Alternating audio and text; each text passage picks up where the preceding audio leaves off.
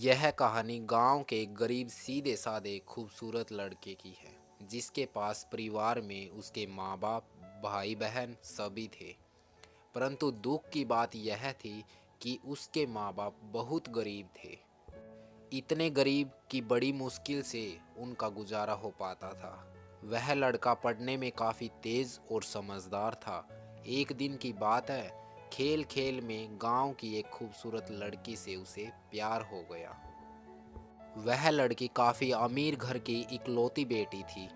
वह उस लड़की से इतना प्यार करने लगा कि उसे देखे बिना उसका जीना मुश्किल हो गया। उस लड़के ने लड़की को मन ही मन में अपना बनाने की सोच लिया था।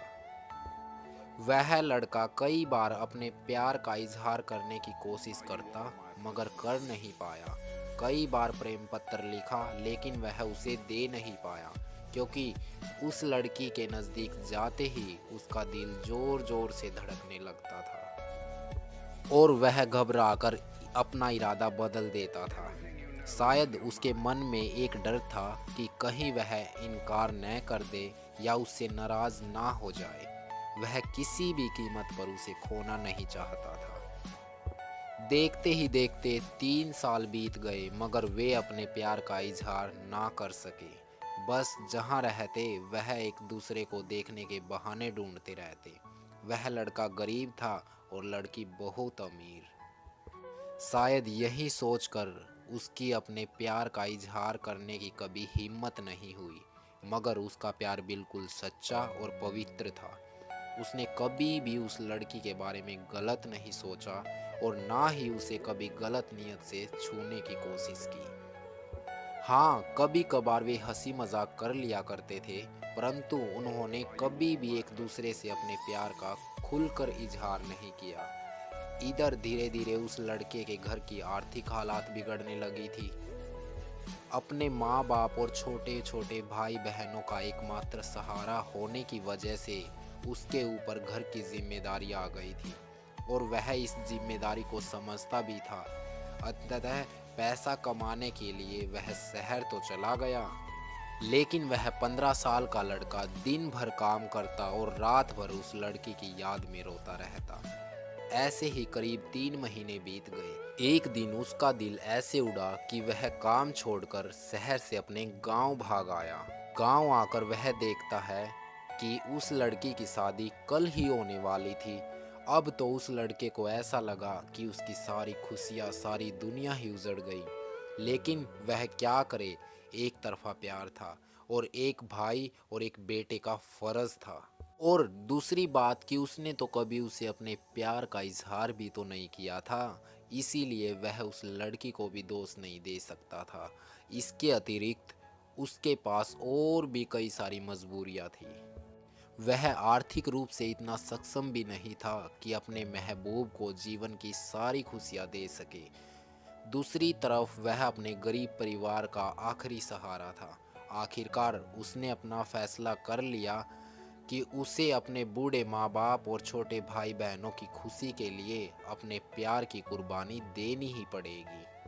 अगले दिन उसने किसी से कुछ नहीं कहा और चुपचाप शहर चला गया। उसने उस लड़की को लाख बुलाने की कोशिश की मगर कभी भी उसे भुला नहीं पाया। आज उस घटना के 17 साल हो गए हैं। उस लड़के की भी शादी हो गई, बच्चे भी हो गए और वह अपनी ज़िंदगी में खुश भी है। लेकिन वह लड़का आज भी उस लड़की से उतना ही प्यार करता है जितना कि पहले करता था। आज भी वह लड़की उसके सपनों में रोज आती है और वह फूट फूट कर रोने लगता है। उसके मन में आज भी एक कसक है कि उसने अपने प्यार का इजहार क्यों नहीं किया। आज भी वो उस लड़की को बताना चाहता है कि वह उससे कितना प्यार करता था। आज भी वह लड़की से सिर्फ एक बार पूछना चाहता है कि वह उससे प्यार करती थी या नहीं, मगर पारिवारिक मर्यादा और सामाजिक दायरे उसे इसकी इजाज़त नहीं देते।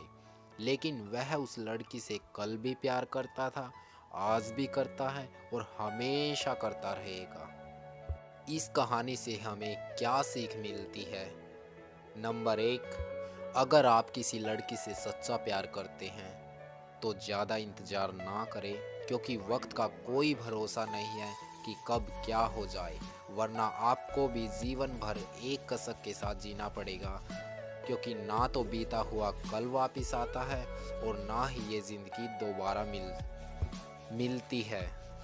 नंबर 2, अगर आप किसी से सच्चा प्यार करते हैं तो पहले प्यार को साइड में रखकर अपने लक्ष्य पर ध्यान दें और अपने जीवन में कामयाब होकर दिखाएं, नहीं तो यह दुनिया आपका प्यार कभी भी पूरा नहीं होने देगी, क्योंकि इस दुनिया का कड़वा सच है कि ये दुनिया जाति और धर्म नहीं बल्कि आपकी हैसियत देखती है।